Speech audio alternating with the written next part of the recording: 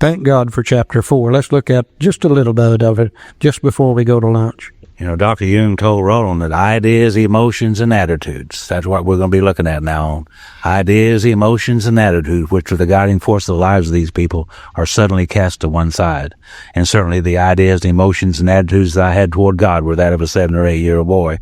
I couldn't accept it then. I couldn't accept it later. I couldn't accept it when I got here. And I can't accept it today. Because I need new ideas and emotions and attitudes about this. New information is what I'm trying to say. This chapter, We Agnostics, just the word agnostic means something to me. Gnostic means knowledge. You put the ag in front of it, means without. Those are us who are without knowledge. And that was me. And the knowledge that I did have was not good. And Bill had the same experiences that we did. When Nebby presented him with a solution, he was aghast at that solution. Some of us are aghast at that solution also. And Bill said that whenever they talked to me of a God personal to me, he said, my mind became irritated and snapped shut against such theories. And certainly that's the way that I did. Later on in the book, it says to us that when the spiritual malady is overcome, we straighten out mentally and physically. The spiritual malady, the understanding of God of my understanding. When that is straightened out, we'll straighten out mentally and physically. And this chapter here, We Agnostics, is an attempt to do that. And as Father Bill Wilson, some of you know Father Bill, said to us many, many times, and I love it, he said that this chapter is not put here to teach me that there's any particular type of religion or type of God. He said this chapter is simply put here so that I might read and question and wonder and get some ideas, emotions, and attitudes, some new ones, and open up my mind to a point that God might prove to me there's a God. Now, with that understanding of this chapter, it makes more sense to me and becomes extremely valuable in my life. In the preceding chapters, you have learned something of alcoholism. We hope we've made clear the distinction between the alcoholic and the non-alcoholic. If when you honestly want to, you can find that you cannot quit entirely, Because of the obsession. Or if when drinking you have little control over the amount you take, Because of the allergy. You are probably alcoholic. God, isn't that simple? Isn't that simple? You see how people like to expand on things? They took the 2 questions out of the big book, and some years later they made a little pamphlet that had 10 questions in it. And that wasn't enough. They made another one that had 20 questions in it. Hell, I think we're up to 44 today, aren't we? Yeah. Thank God Bill or Abby didn't have the 44 questions with him when he walked into Bill's kitchen. He'd have said, Bill, has alcohol been bothering your reputation? Hadn't had a reputation in years. Then he would have said, Bill, has alcohol been interfering with your sex life? Is anything like I was, he hadn't had any of that in a long time either. There's a statement in the 44 questions that says, do you drink alone? Well, think about it. If I'm buying, yes, and if you're buying, no.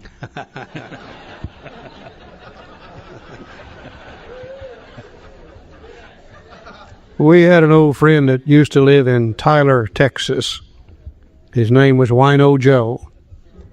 I've always felt sorry for everybody in AA that didn't get to meet Wino Joe. He was a real character. He's dead now. But Wino Joe had made up his own list to ask yourself to see if you're alcoholic. And the first question on his list was, has the roof of your mouth ever been sunburned? While drinking.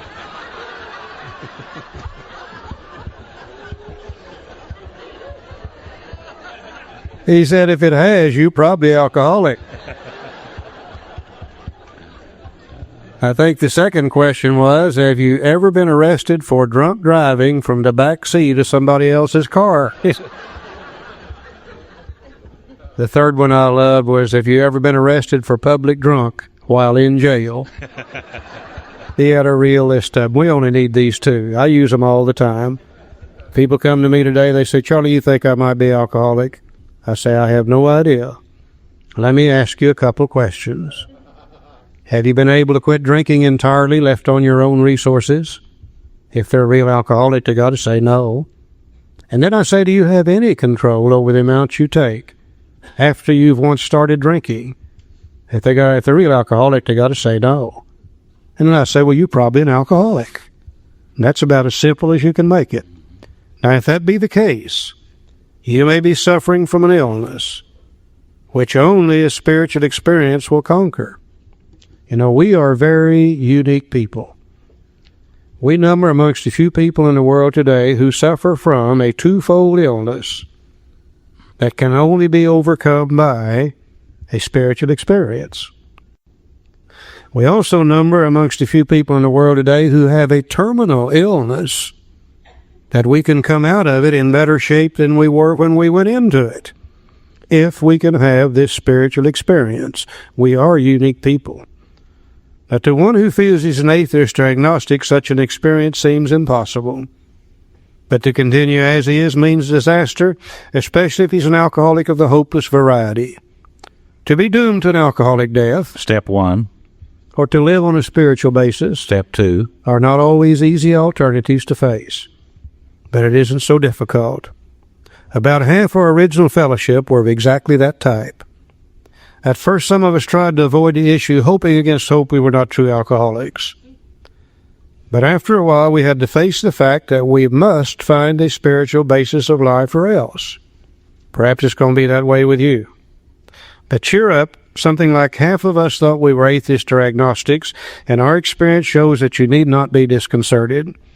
And I had to stop right here and see what is my belief as far as this God thing is concerned. And today we find there's only one of three ways that you can believe as far as God's concerned. One way is to be an atheist. Now, an atheist says there is no God. Therefore, they have no power greater than human power to turn to. The atheist would have to stand on their own 2 feet, run their own show. And I said, Charlie, are you an atheist? I said, no.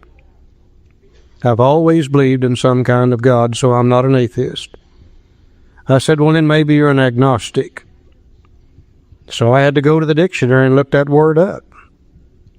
And like Joe said, the word agnostic means without knowledge. An agnostic believes that there is a God.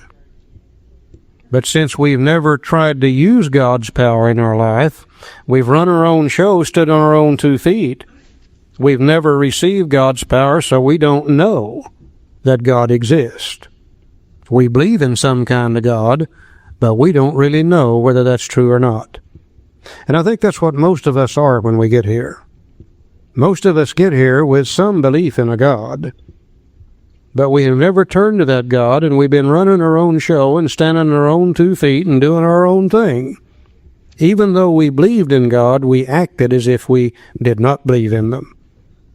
An agnostic is one without knowledge of God, just belief. Now, if you're an atheist or an agnostic, then the question becomes, how do you become a true believer in God? A true believer is one that knows that God exists. Don't believe it, knows it. A true believer is one who has experienced God's power in their life, and God has given them whatever they need to have a successful life. I don't think any of us get here as a true believer, because if we knew God and experienced God's power, then we wouldn't have to come to AA to solve our problem. Most of us come here as agnostics. Now, whether we be atheist or agnostic, the question becomes, how do you get from that stage to the stage of one who is a true believer and can receive God's power in our life? Page 45, first paragraph. Lack of power, that was our dilemma. You know, if we wasn't powerless, we wouldn't be here, would we? Lack of power, that was our dilemma. We had to find a power by which we could live, and it had to be a power greater than ourselves, obviously. But where and how were we to find this power? Well, that's exactly what this book is about. Its main object is to enable you to find a power greater than yourself, which will solve your problem. It doesn't say which will enable you to solve it, or will help you solve it. It says the main object is to enable you to find a power greater than yourself, and then that power will solve the problem. And I find, interestingly enough, from page 45 on in the big book Alcoholics Anonymous, we don't talk about alcohol anymore. We're through with that. We talk about one thing and one thing only. If you are powerless, whether you be atheist or agnostic, if you are powerless, how do you find the power? And if you can find the power, then the power will solve the problem. Okay, we're going to go to page 46 in the chapter We Agnostics. And the book says that, yes, we of agnostic temperament have had these thoughts and experiences. Let us make haste to reassure you.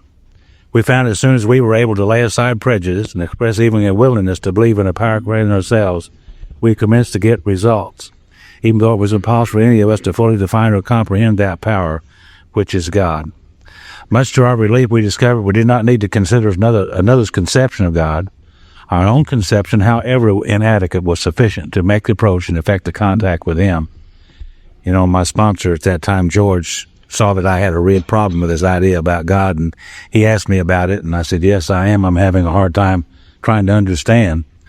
And he said, well, I've noticed that. He said, why don't you do something that had helped him and maybe would help me? He said, why don't you go home tonight and write down on a piece of paper what you would like God to be, laying aside all that stuff you think that you know, and just write down on a piece of paper what you would like God to be. And so I went home that night and I wrote down some things, and I'm not going to tell you what it is. Up to you. And I wrote down some things I wanted God to be, and I showed them to George, and he looked at them and he said, well, that's good, Joe. So you can begin with that. See, I didn't know you could do that. And down in the South, you go to hell for making up your own God. True. You had to believe as they believed. You had to have faith in what they had faith in. If you didn't, you was going to go to hell. But George gave me permission, and I needed that permission to sit down and to say, I would like God to be these things. And he said, that's good. You can start with that, and you can begin with that. And so that's exactly what I did. Where it says, much to our relief, we discovered we did not need to consider another's conception of God. Our own conception, however inadequate, was sufficient to make the approach and effect a contact with Him. Now here's where we can cast aside the first old idea. The old idea that I had was that you had to believe as they believed.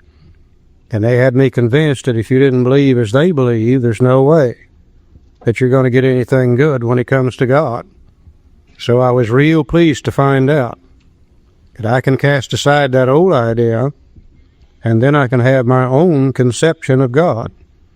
And like we said yesterday or last night, you know, I find that I've never had any problem with my own conception of anything. And you let me start believing in God the way I want to, then I've got an entirely different idea. An old idea cast aside, replaced with a new idea. Begins right here. Yeah. And the book says, as soon as we admitted the possible existence of a creative intelligence, a spirit of the universe underlying the totality of things, we began to be possessed of a new sense of power and direction, provided we took other simple steps. We found that God does not make too hard a turn for those who seek Him. To us, the realm of spirit is broad, roomy, all-inclusive, never exclusive or forbidding to those who earnestly seek. It is open, we believe, to all men. See, all I had to quit doing was saying, no, there's not, no, and start seeking. Start saying, yes, maybe. And I started seeking. I said, George, you mean I need to find God? And he said, George, God's not lost. He said, it didn't take me long to figure out who was lost, but I mean, he said, it's just like the book says, it's in the seeking. It's not in the finding. All I had to do was seek. You know, and that's all this book is asking me to do. And this chapter is asking me to seek with an open mind and to wonder and to think. And eventually God will disclose Himself to me. And that's exactly what's happened. I was taught as a kid growing up that the way to God was a very narrow path, that if you strayed off either side of it, you were going to get in a hell of a shape. I was taught that God was very, very exclusive, that only those that believed as they believed would be able to make any contact with God. Those were old ideas. Now my book says we found that God does not make too hard terms with those who seek Him. To us, the realm of the Spirit is broad, roomy, all-inclusive, never exclusive or forbidding to those who earnestly seek. Old ideas cast aside, replaced with some new ideas, beginning to find this power greater than human power by changing of the old ideas to new ideas. Page 47. So when therefore we speak to you of God, we mean your own conception of God. This applies too to other spiritual expressions which you find in this book. Do not let any prejudice you may have against spiritual terms deter you from honestly asking yourself what they mean to you. Prejudice is nothing more than old ideas. Do not let any old ideas you may have against spiritual terms deter you from honestly asking yourself what they mean to you. So at the start, this was all that we needed to commence spiritual growth, to effect our first conscious relation with God as we understood Him. And then afterward, we found ourselves accepting many things which then seemed entirely out of reach. But that was growth, but if we wished to grow, we had to begin somewhere.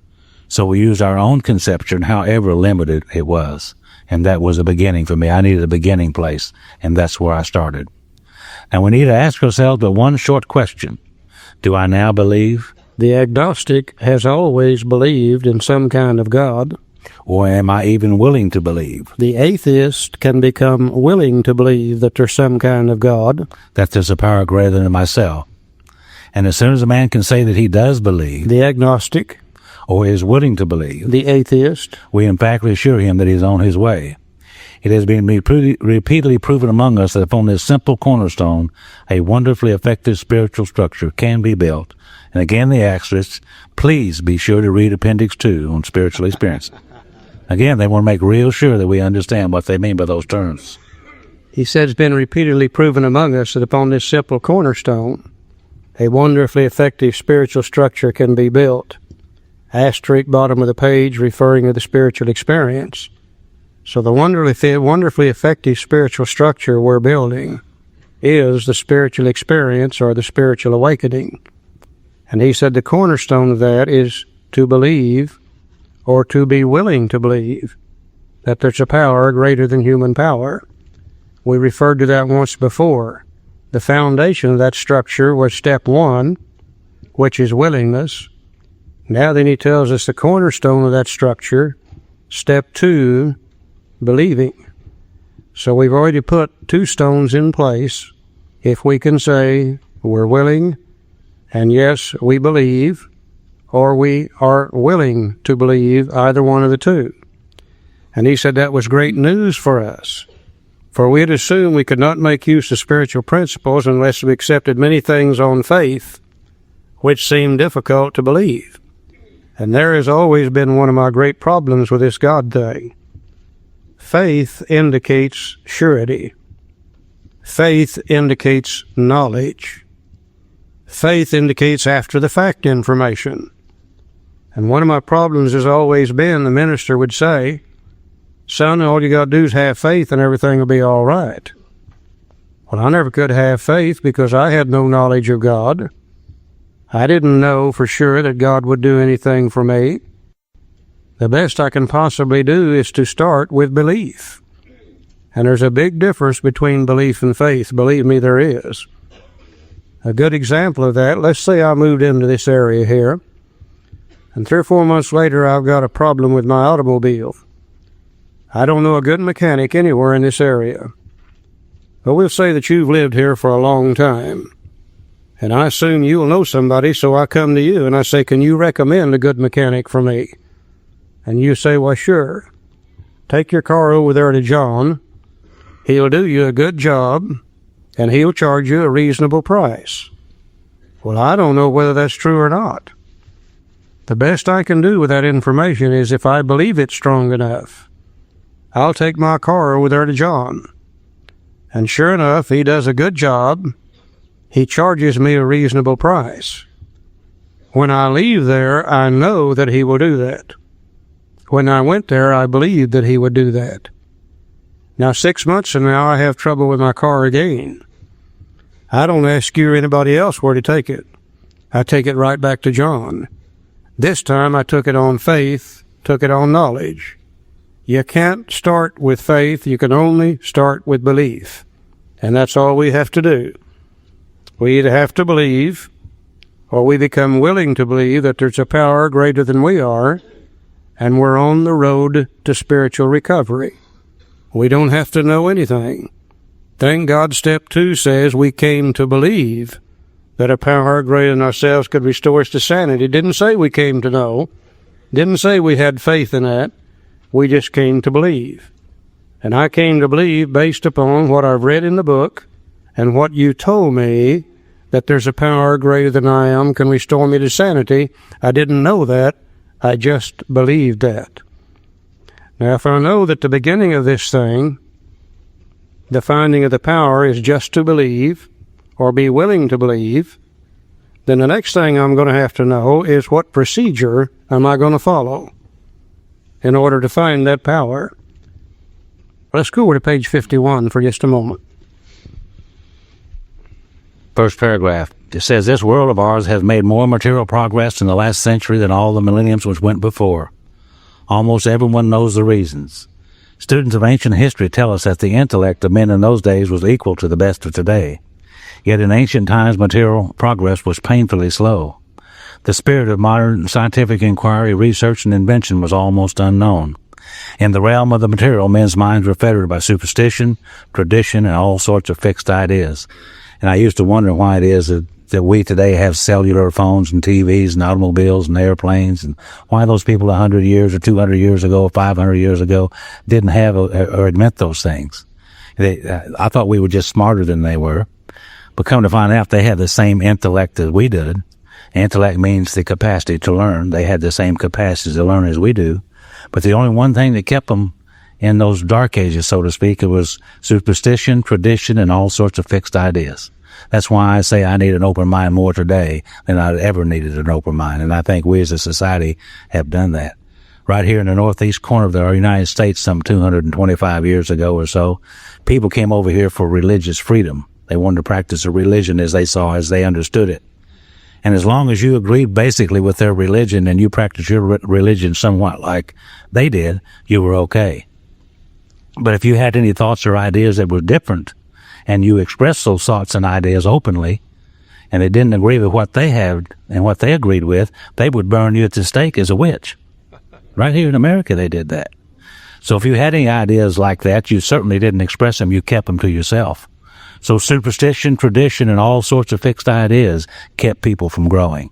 And I think we as a country has gotten over that today. Our minds are open to many, many things. He said some of the contemporaries of Columbus thought a round earth preposterous. Now, I think Columbus is one of the greatest examples of what you can do based upon belief if you're willing to change your belief. Some 500 years ago, most of what they call the civilized world was situated around the shores of the Mediterranean Sea, the western shores of Europe.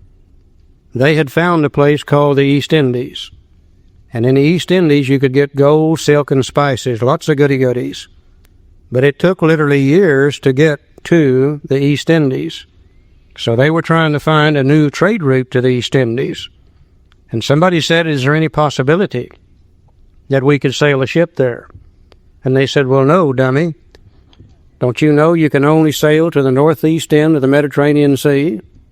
And then you have to go by land, camelback, horseback, footback, however they traveled. And that took literally years to do. And they said, well, what would happen if we sailed in the other direction? And they said, well, idiot, don't you know if you sail out there, you're going to sail off the edge of this sucker? You see, everybody in those days thought the world was flat. And they assumed if you sailed out there, you would sail off the edge of it. Now, I don't know why they believed that. I assume some people sailed out there, didn't come back, and they thought they had sailed off the edge of it. Now, Joe said the other day, wouldn't it be great if the world was flat? We could take all this environmental junk, just take it out there and go and push her overboard and be done with it. Now, here comes Columbus. And we believe that Columbus had to be an alcoholic. Because if you're going to believe differently than the world and everybody in it, and you're going to stand there and express that belief, you're going to have to be tougher than hell to do it. Because many times, if you express a belief different than whatever everybody else believes, they would burn you at the stake or hang you from a tree or cut your head off or something. And Columbus was tough enough and bullheaded enough to be able to stand there. And he said, I believe that the world is round.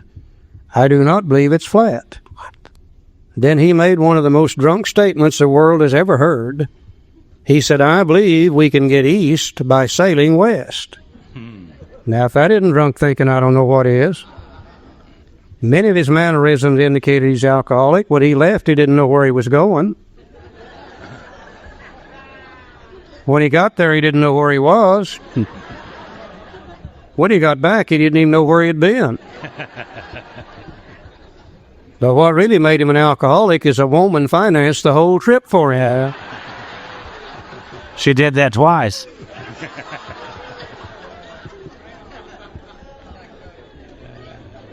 Columbus followed a little formula. You want to write down these key words in this formula. He followed a little formula that the world has always known. That if you want to change anything at all, there are certain things that have to take place. And the first thing you have to do in order to change anything is to be willing to do so. Circumstances are what make us willing. Trying to find the new trade route to the East Indies is what made him willing to change. The second thing you have to do to change anything is to believe you can do so. You know, he said, I believe that the world is round, it's not flat. I believe you can get east by sailing west. But his belief didn't do him any good either, because he's still standing on the shore of the ocean the day he expressed that belief. Some days, weeks, months, years later, he did the third thing. He made a decision. He said, by golly, I'm going to go find out whether this thing is round or flat. Can you really get east by sailing west? But his decision didn't do him any good either, because he's still standing on the shore of the ocean the day he expressed that decision. Some days, weeks, months, years later, he did the next thing you have to do. He started taking action. And the first thing he did, he went to the King of Portugal to get the money. But the King of Portugal, being a very astute businessman, said, there's no way I'm going to let you have this money, because you'll sail out there and sail right off the edge of this sucker, and I'll lose it all.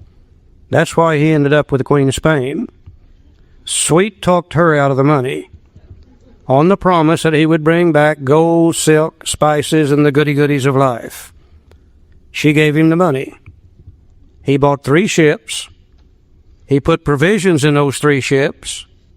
He put crew members in those 3 ships. And they began to go east by sailing west.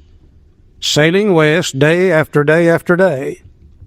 Now, we don't know for sure, but we have a suspicion that on that first trip, he hired a special sailor, put him on the bow of the lead ship at night with a lantern, whispered in his ear, said, I believe this thing is round, but if you see the edge of this damn thing, you holler so we can get turned around in time. Now, after having sailing straight west for several days, they got results. They found land on the other side, which was the result of the action that they had taken. Now, we know that he thought it was the East Indies. It wasn't. It was the West Indies. But he had proven to himself the world is not flat. It is round. You will not sail off the edge of it. Turned right around, came right back to Europe, went right back to the Queen of Spain. And she said, Columbus, where's the gold, silk, and spices you promised you would bring me? And he said, sweetheart, I'm sorry, but I didn't find any. But he said, tell you what I'll do. If you'll refinance me, I'll go back. Trust me, honey, please. And this time I'll find it. And she refinanced him. And he got some more ships, more provisions, more crew members. They began to go east by sailing west with one big difference. The second trip, he didn't hire the special sailor, put him on the bow of the lead ship at night. This time he went back on faith. He went back on knowledge. The first time he went back on belief. You can't start with faith. The only thing you can do is start with belief, make the decision, take the action, get the results, and then you'll have faith. Now, I would love to sit here and tell you today, and the decision will do us no good unless we take the action. And that's 4, 5, 6, 7, 8, 9, 10, and 11. As the result of the action, then we will get results too. Having had a spiritual awakening as the result of these steps, we now have faith, we now have knowledge, we no longer believe. You see, I don't believe today that God will restore me to sanity. I know that He will because He has done so.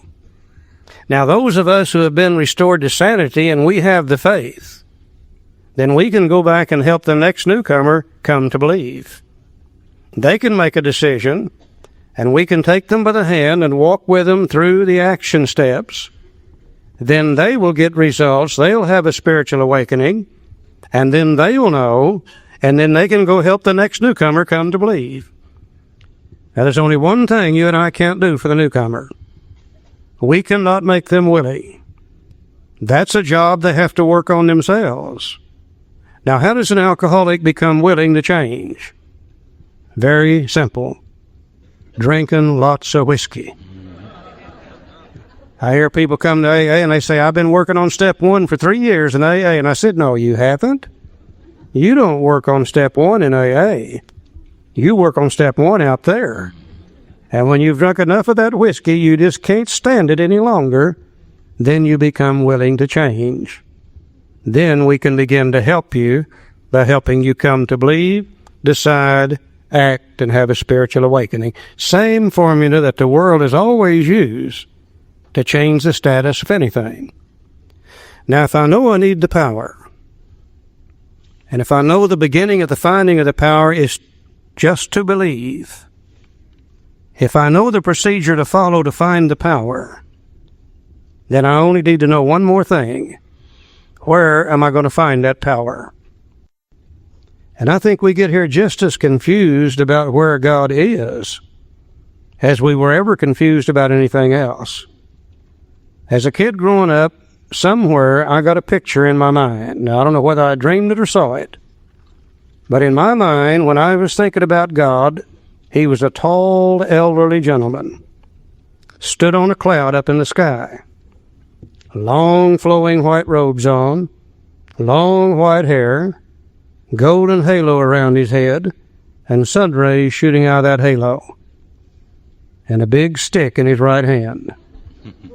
Now, I don't know whether I saw that or whether I dreamed it, but one of the reasons I thought God was there is because every time the minister talked about God, he always pointed up there, so I knew he had to be up there somewhere. But then what really confused me, I noticed every time the minister wanted to talk to God, he always looked down here. When he points up, hell, no wonder we get confused as kids about where God is. And I looked and I looked and I looked and I looked, and I never could find God, because I never did know where he was. And it took the big book Alcoholics Anonymous to tell me just exactly where I'm going to find him. Page 55. You know, many years ago, I was working for, not working, but I was involved in a halfway house in Tulsa, and I was heavily involved, and there was this young man there who'd asked me to be his sponsor, and he said, well, what do you think I ought to do? I said, well, it'd be probably a good idea if you had a job, you know, to start somewhere here. And he said, well, easy for you to say, I don't have any car, and I can't get back and forth with no money. Can he ride the bus? And I said, well, I'll take you around and help you find a job. And then if you find a job, I'll take you back and forth till you can get a couple of paychecks, and then you can buy a car or do whatever you need to do. He said, fine. So I'm taking him back and forth to work. And one morning he told me a story that really helped me a lot. And he said, and this is the way the story goes. He said, there was the 3 wise men of the East, he said, and they took from man the crown of life, the thing that would make us the happiest, and took it away from him. And they said, well, now we took it away from him, what are we going to do with it? I said, well, one of the guys said, I'll tell you what we'll do. We'll take it to the highest crevice on the face of the earth and the highest mountain, and we'll hide it up there, and he'll never be able to find it. The other 2 said, yeah, but you know how they are. They'll hunt and they'll search and they'll eventually find it. The third one said, I'll tell you what, we'll take it to the deepest crevice of the deepest ocean and hide it there, and they'll never think about looking for it there. But he said, yeah, but you know how they are. They'll hunt and they'll search and they'll eventually find it. The third one said, I'll tell you what we'll do. We'll hide it within himself, and he'll never think about looking for it there.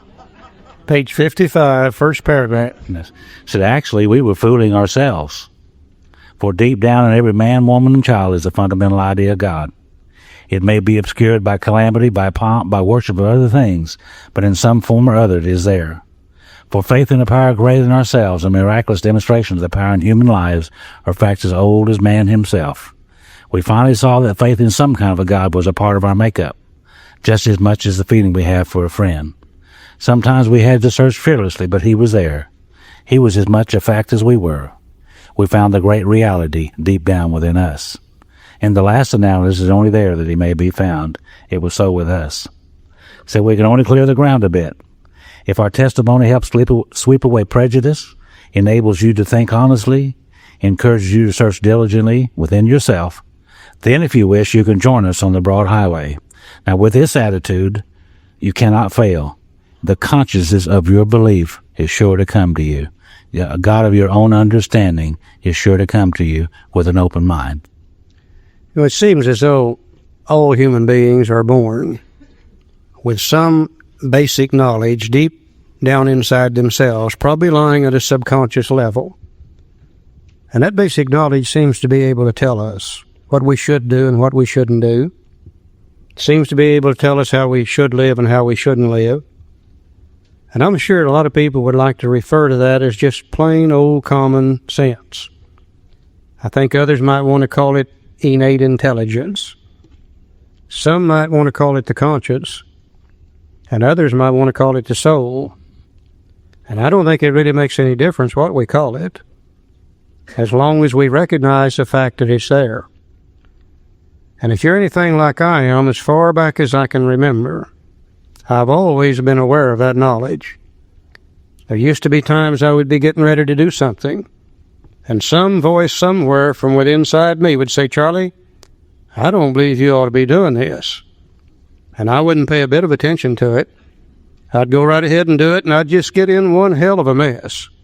And that same little voice would say, "See, I told you not to do it in the first place." Now, if that's true, and if that's God, then what that means to me today, if God dwells within me, then I've got my own personal God. I don't worry anymore about whether he's the God of the Baptist church or not. I don't worry whether he's the God of the Catholic Church, the Hebrew religion, or anybody else's God. If he dwells within me, then he's my own personal God, and he and I can come together in very simple, very understandable terms. This is one of the greatest pieces of information that I have ever learned, is that I can have my own God, and he dwells within me, and my knowledge comes from him, and through him, I'll be able to find that power. Now then, am I ready to make a decision? You betcha. When he was a God of justice, when he was hellfire and brimstone, I wasn't ready to make that decision. But throughout this chapter, my concept of God has changed entirely, and I'm beginning to believe he just might be a kind and a loving God. And just maybe he'll start doing some good things for me, not hellfire and brimstone. And now I'm ready to make a decision. And I don't think it's by accident that the very next chapter is entitled How It Works.